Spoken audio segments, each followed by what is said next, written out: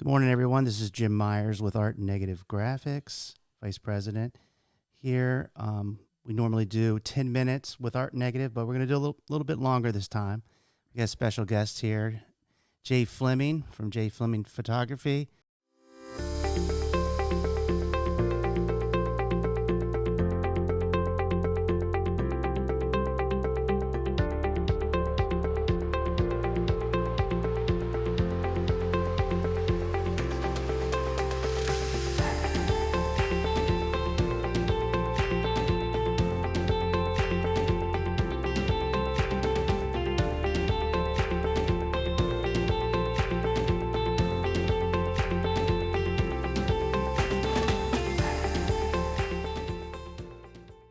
How you doing, Jay?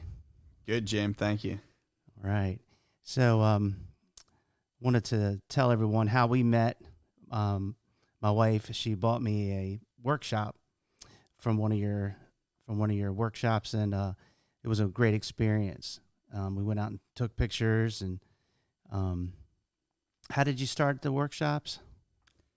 So the workshops didn't really start until 2015. I'd been taking pictures long prior to that, but the workshop started when a couple ladies just randomly reached out to me and asked me if I wanted to take them to shoot pictures of whatever. They didn't care what they shot pictures of.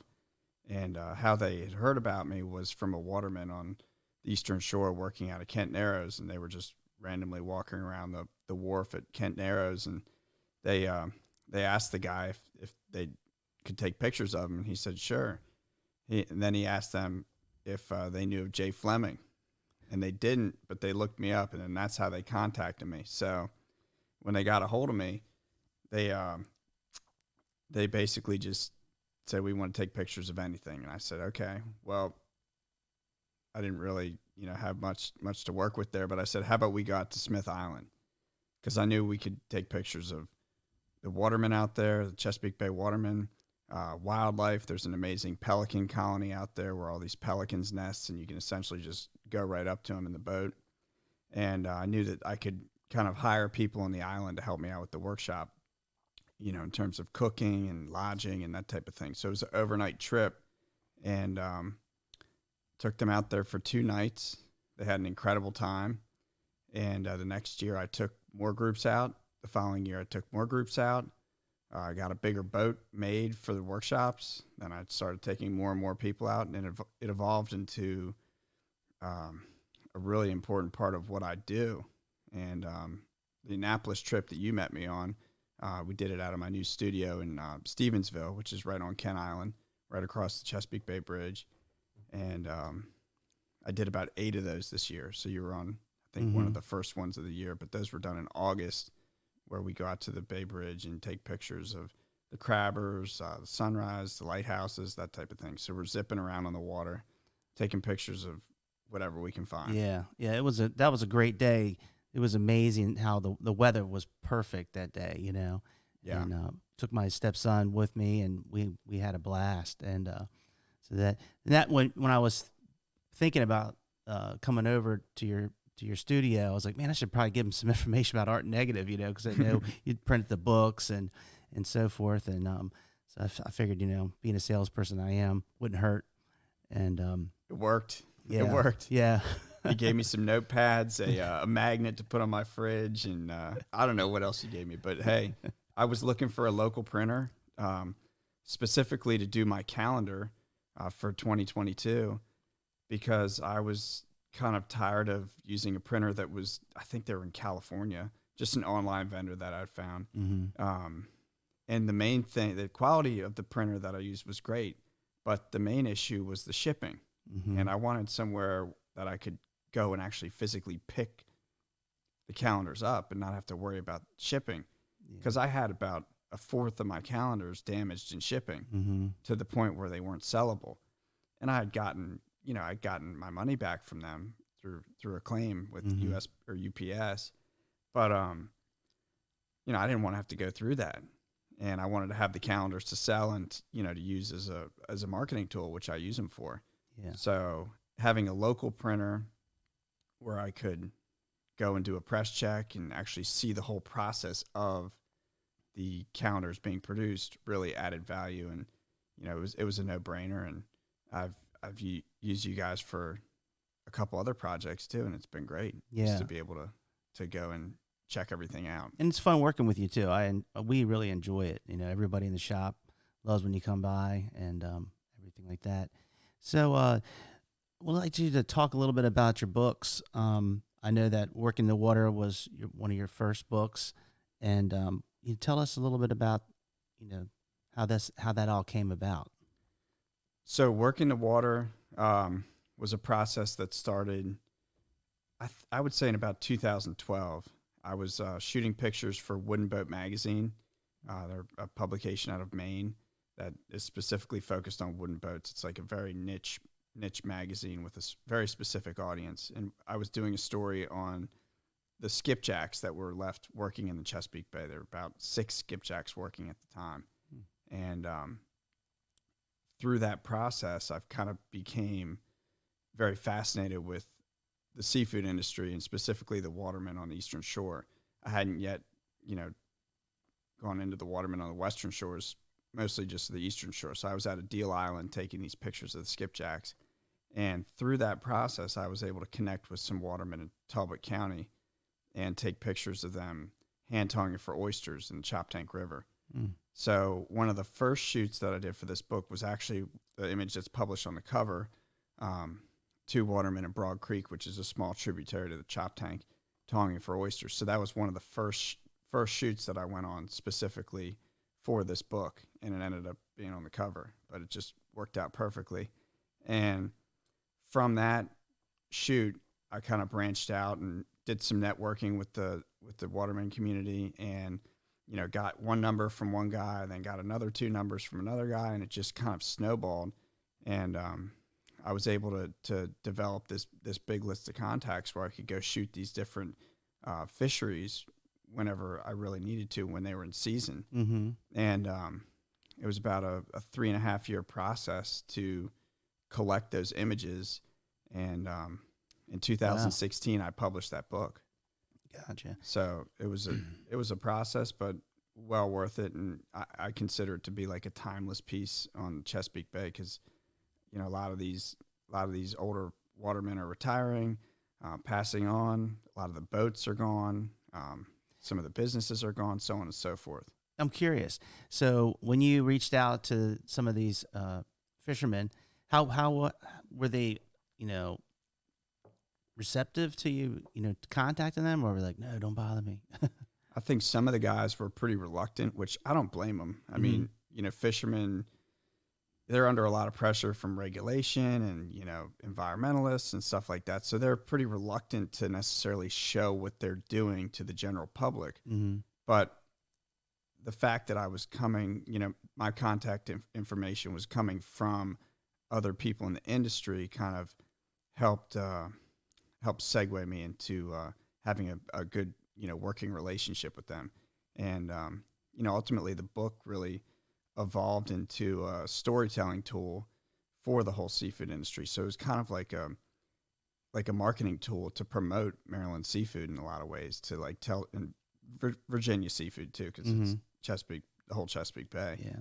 But you know, it really shed a positive light on the work that goes into harvesting crabs, fish, and oysters and turtles. A lot of people don't know how involved it is. Absolutely. How difficult, you know.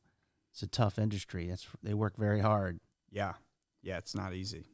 Yeah. So how did Island Life come about? Excuse me. That's all good. So Island Life came about in 2017. It was the year after Working the Water was published that I really kind of dove deep into going out to these islands and documenting the way of life on the islands. But for Working the Water, I actually documented the crab scraping fishery on Smith Island in Tangier, and also the last working boat on Tangier Island, the Delvin Cay. So it's one of the last like boats that actually buys oysters on the water and hauls them back to the mainland to the processing houses. So that was an important part of Working the Water. But Island Life was really, you know, it was a culmination of doing the workshops out there and really kind of being involved with the community, and also, you know, the desire to document the lifestyle and communities on these islands before, you know, before it changes to a point that it's really not recognizable in terms of, you know, reflecting the past. So that was my motivation behind Island Life, was to document the changing culture, changing environment, landscape, you know, before, I mean, I hope it's not never gone, but, you know. Me too. I mean, geez, it's just, it's amazing. I did go visit Tangier, and it was a cool experience. Definitely. And I kind of saw the writing on the wall with the younger people moving off and that type of thing. So it's, you know, it's changing, and the watermen are, you know, it's a diminishing number of people working on the water, and that's really the industry that sustains those islands, is seafood. So it'll be interesting, you know, couple decades for the islands in the future, and, you know, hopefully the book can help remind people of the past and help inspire preservation of the islands. The photography in there is just, it's amazing. You know, I think it will open up people's eyes of, you know, what's out there. Yeah. And so I hear that you have another project that you're working on. Yeah. I'm always working on something. You know, photographer's only as good as their next shot. That's what I tell people. But this project that I'm going to be working on is kind of similar to working the water, but it's going to cover the entire Atlantic coast. So documenting the different fisheries from parts of the Caribbean. I've actually been to Cuba to work on this before, 2017 and 2019, all the way up to Canada. So it's going to be a documentation of the commercial fisheries up and down the entire East Coast. That's really cool. So it's you know, it's a lot.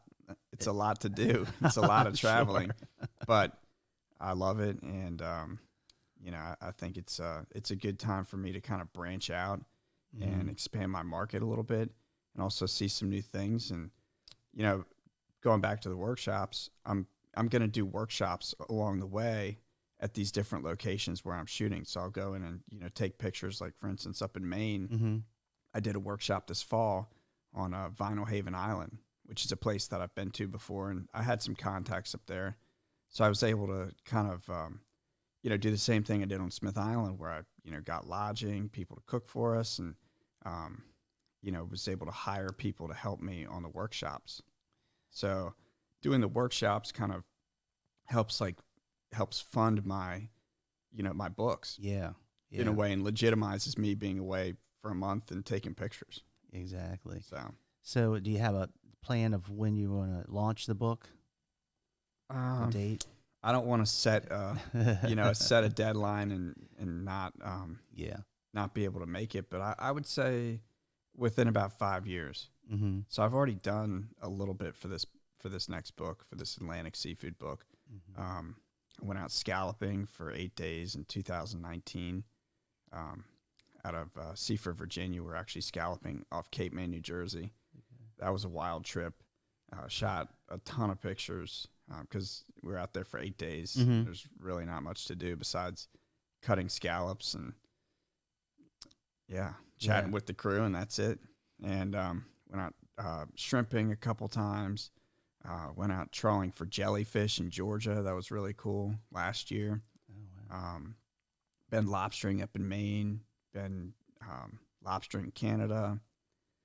Shark fishing in North Carolina, beach sanding in North Carolina. I mean, but there's so much to do, and, you know, I really have to, with this project, I really have to fine tune my approach and come up with a good outline as to what exactly I need for the project, because that'll you know, make my time a lot more effective in terms of shooting different things. Yeah, that's awesome. Well, Jay, I just want to say thanks for, you know, coming on my podcast and giving Art Negative the opportunity to print your calendar. Yeah. And your books are amazing.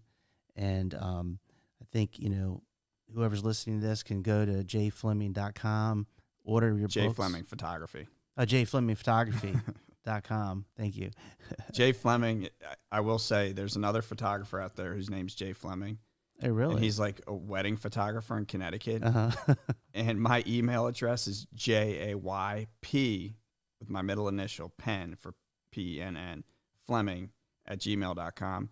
His is jfleming@gmail.com. Oh, wow. And he gets a load of emails that are meant to go to me. And I think at this point, he probably can't stand me. Well, So don't go to jfleming.com unless you're in Connecticut and you're in the market for a wedding shoot.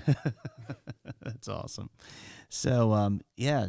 So I just want to say thanks again. And if you like this podcast, please go to our YouTube channel and subscribe, hit the little bell. And until next time, thanks so much. Thank you, Jim.